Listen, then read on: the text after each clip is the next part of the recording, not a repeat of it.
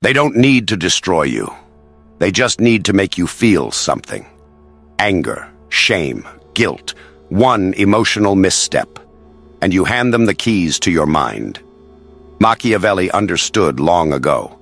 The person who controls your emotions controls your fate. Your enemies won't always attack with force. They'll attack with feeling. They'll manipulate your loyalty, your fear, your hope. And the moment you react, you lose. But what if you didn't? What if their insults hit a wall? What if their praise meant nothing? What if your silence scared them more than your rage ever could? To be emotionally dangerous is to be unreadable. Not heartless, but precise. Not numb, but immune. This video isn't about feeling less. It's about controlling what others will never see. Because once you master your emotions, you become the one they fear. There is a lie that's been sold to you since birth, that to feel deeply is to live fully, that to care is to be virtuous, that emotional sensitivity is some kind of moral achievement. But Machiavelli would ask you, who benefits from your sensitivity? Not you. The more you feel, the more others manipulate. The more you care, the more others consume. And the more you react, the more others control. Power begins when emotion ends. But here's the part the weak never understand. You don't need to be dead inside to become emotionally dangerous. You don't need to erase your humanity, only your reactions. This isn't about becoming hollow. It's about becoming selective. You still feel. You still think. But you never show your hand. You don't hand out your feelings like a free sample. You reserve them. You weaponize them. And you use them strategically when they serve you. The shift begins when you stop needing to be understood. You no longer require validation, pity, or connection. You don't live to explain yourself. You live to execute your vision. Because here's the truth Machiavelli whispered between the lines of The Prince. It is better to be feared than loved, if you cannot be both. And make no mistake, emotions make you lovable. But fear, that comes from control. And control comes from emotional mastery. So how do you become cold without becoming empty? You start by reprogramming how you see emotion itself. Most people use emotion as a guide. They act when they're angry, speak when they're hurt, run when they're scared. But this is primitive, animalistic, reactive. You're not here to live like prey. You're here to become the predator, calculated, calm, composed. The emotionally dangerous man watches his reactions like a general watches a battlefield. He doesn't flinch at betrayal. He doesn't blink at threats. He doesn't speak when silence creates more fear. This man doesn't rage. He waits. He doesn't beg. He disappears. He doesn't explode. He recalibrates. Because he understands something most men don't. Your calm is a weapon. Your stillness is a warning. And your indifference is power. But to get there, you must kill your dependence on emotional validation. Stop seeking applause. Stop chasing understanding. Stop explaining your pain to people who weaponize it behind your back. You don't owe the world your heart. You owe yourself your freedom. The shift happens when you begin to guard your emotional energy like treasure. You don't react to every insult. You don't explain every decision. You don't justify your ambition to people who never built anything. And most importantly, you detach. Not because you don't care, but because caring too much makes you predictable. And predictable men are replaceable. This is the art Machiavelli practiced in the shadows. To wear masks, not to lie, but to protect. To remain unreadable, not to deceive, but to dominate. This shift, from emotional chaos to controlled detachment, is your evolution. The moment you stop allowing feelings to dictate your movements, You start moving others without them ever touching you. This is the power of the cold, not cruel, but invulnerable, not heartless, but unreachable. You are no longer a man who gets moved. You are the man who moves others. And once you cross that threshold, you don't just become emotionally dangerous. You become emotionally untouchable. Look around you. Power is no longer taken by brute force. It's taken through emotion, through manipulation, guilt, shame, and distraction. You're not being conquered with swords. You're being conquered with words. They don't need to break your body. They just need to provoke your feelings. And you'll destroy yourself from the inside. Every time you react emotionally, you give them something to work with. A sigh of frustration, a tear of disappointment, a flare of rage. These moments might feel justified to you. But to someone watching closely, they're blueprints, maps of your psychological weaknesses.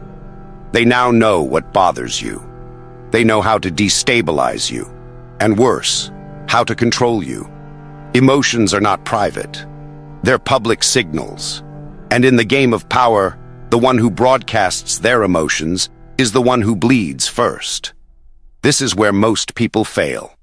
They believe being emotional means being real. They believe opening up makes them brave.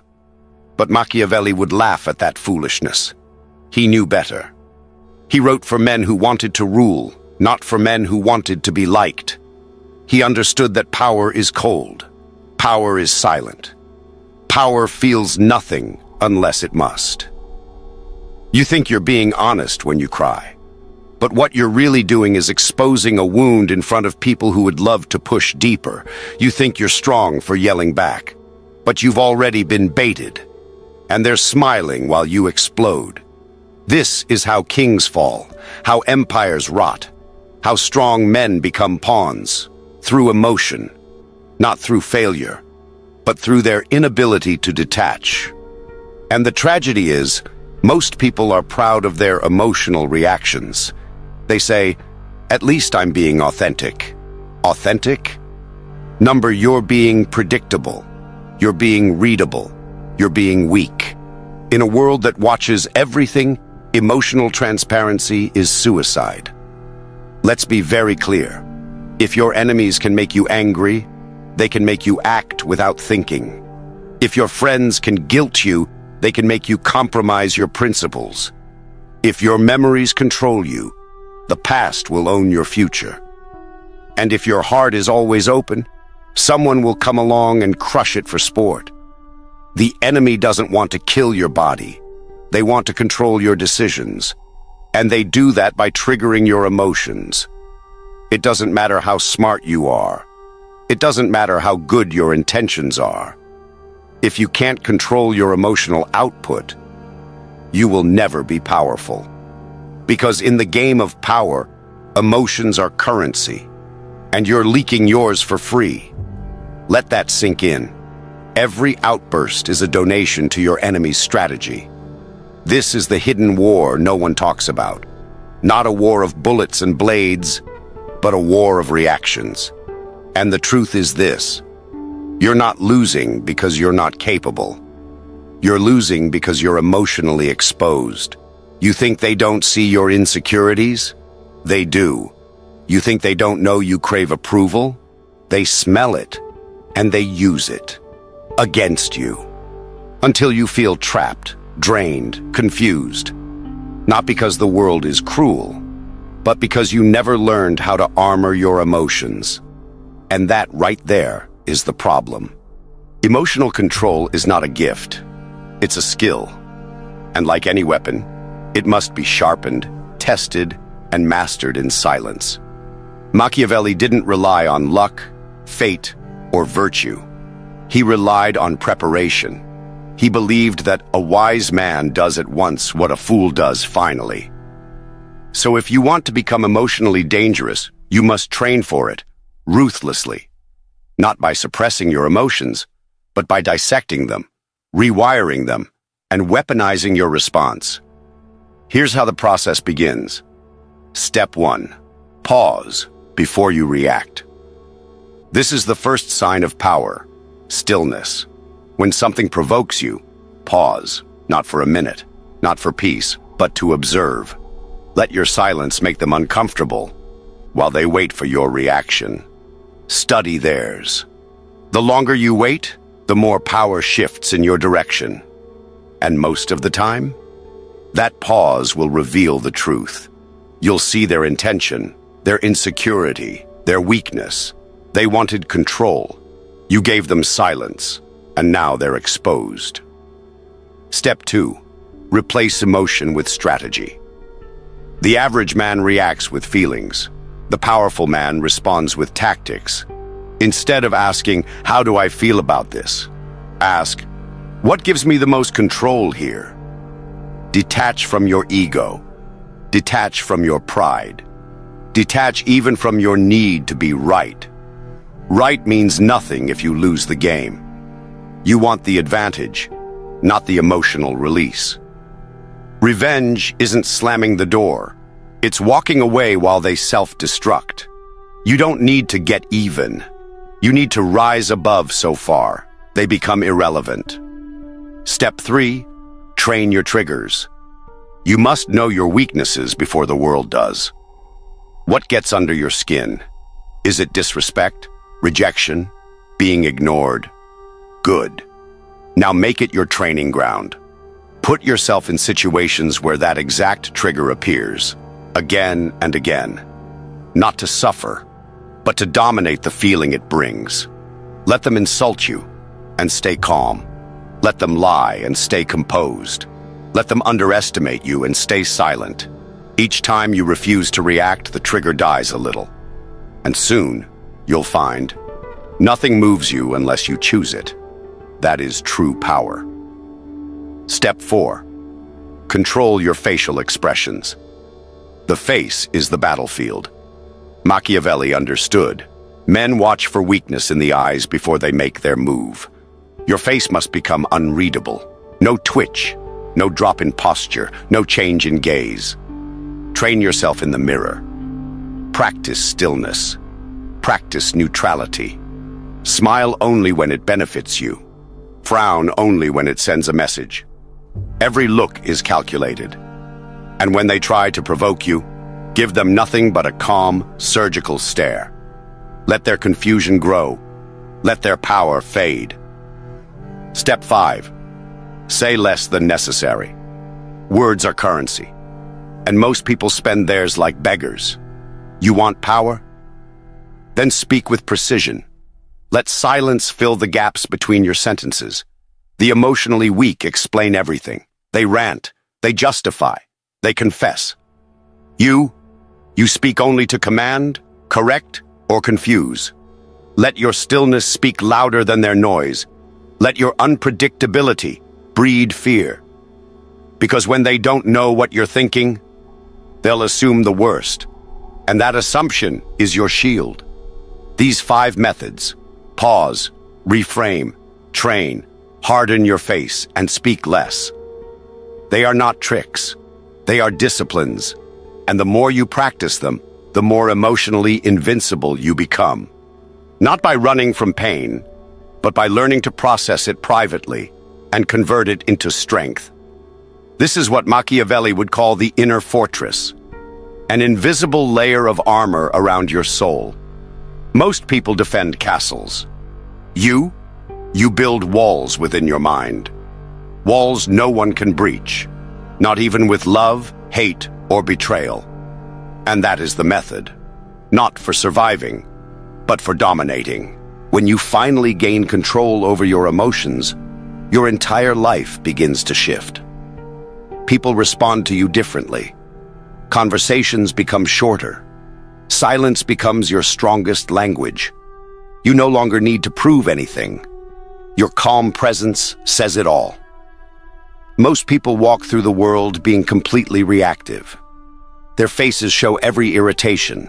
Their words are rushed, and their emotions are easy to read. They think they're being honest or expressive, but really, they're giving away power. When you stop doing that, When you become emotionally disciplined, you become something people don't know how to handle. You'll notice people hesitate before they speak to you. They'll test you once, maybe twice, but then they'll stop. They realize quickly that their tricks don't work on you. You don't get flustered, you don't chase, and you don't beg. You stay still, and that stillness makes you dangerous, because they can't read you, and they don't know what you'll do next. This emotional control gives you quiet power. You don't have to argue or raise your voice. You don't have to explain yourself. People start taking you seriously, not because you demand it, but because your behavior forces it. The less you show, the more people start to fear what you might be thinking. That fear, that uncertainty, becomes a kind of control. You also stop relying on people emotionally. You're no longer attached to their approval, their praise, or their attention. You become more self-contained, more difficult to reach. People realize they can't influence you with guilt or compliments. You don't get swayed easily. And that makes you immune to most of the emotional traps others fall into. Over time, your emotional discipline becomes your identity. Others begin to look at you as the one who doesn't get rattled. They adjust their tone around you. They think twice before crossing a line. You don't have to say much, because your silence already carries weight. People who once underestimated you now become cautious. They realize you're not the kind of person they can manipulate or play games with. This is the transformation. You don't just gain respect, you gain presence. And presence is more powerful than noise. You become the person others measure themselves against. Not because you tried to be intimidating, but because you removed the one thing that makes most people weak: uncontrolled emotion. That's what it means to become emotionally dangerous. You don't attack, you don't explain, you don't beg. You simply stop being available to the games. And in doing so, you rise above all of them. Emotional power is not something you achieve once and forget. It's not a trophy you place on a shelf. It's not a phase you go through. It's a discipline, one that requires daily awareness, daily restraint, and daily control. You don't become emotionally dangerous by accident. You become it through repetition, through decision, and through refusal. Refusal to react, refusal to explain, and refusal to hand over control to anyone. Most people lose their emotional edge because they relax. They think they've outgrown their triggers. They let people in too quickly. They start trusting without filters. And just like that, they go soft. Not physically, but emotionally. They react to disrespect. They explain when questioned. They let anger or sadness leak through their voice. And the power they once held quietly slips away. To maintain emotional power, you must remain in control of the most dangerous weapon you carry: your response. Your mind will get tested. Your patience will be challenged. Your values will be pushed. People will insult you just to see if you flinch. They'll lie to you to see if you beg for the truth. They'll ignore you to see if you break your silence. And every time you respond like the average man, you give them what they want: certainty, leverage, power. But when you respond with nothing, you take it all back. This discipline starts in the mind.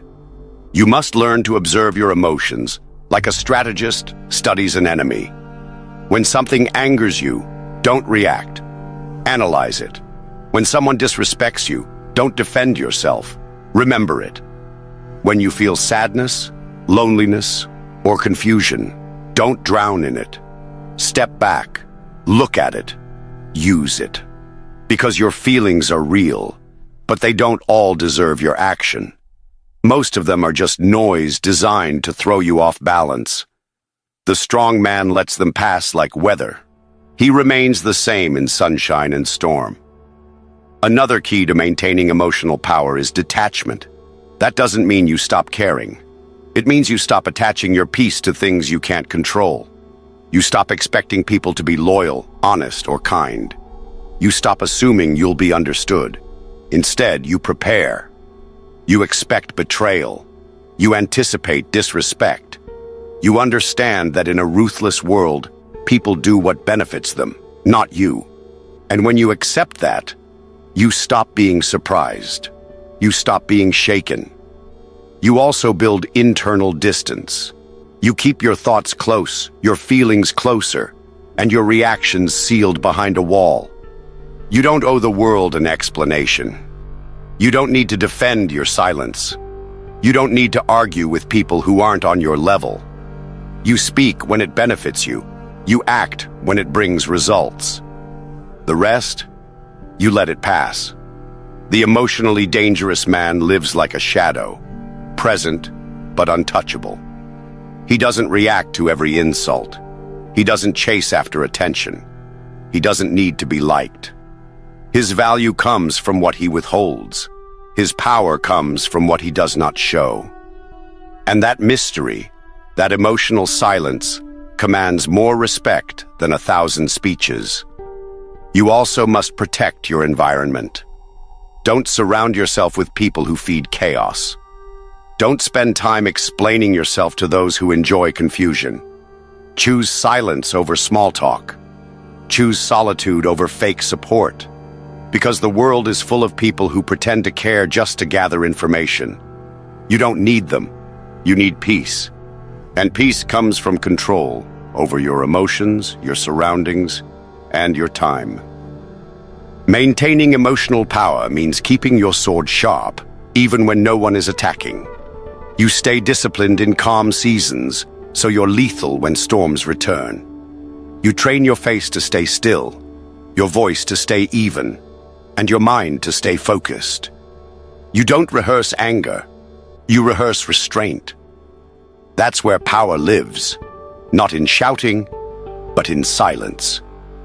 In the end, emotional strength becomes your greatest asset. Not your money, not your words, not your physical strength, but your ability to remain unmoved when the world tries to provoke you. That is power. That is control. That is fearlessness. And that is how you stay dangerous. Quietly, consistently, forever. If this message woke something up inside you, if you felt your mindset shift even slightly, then like this video. And if you want more ruthless clarity on power, control, and strategy, subscribe to the channel. This is not motivation. This is preparation. Stay sharp. Stay cold. Stay in control. And never let them see you bleed.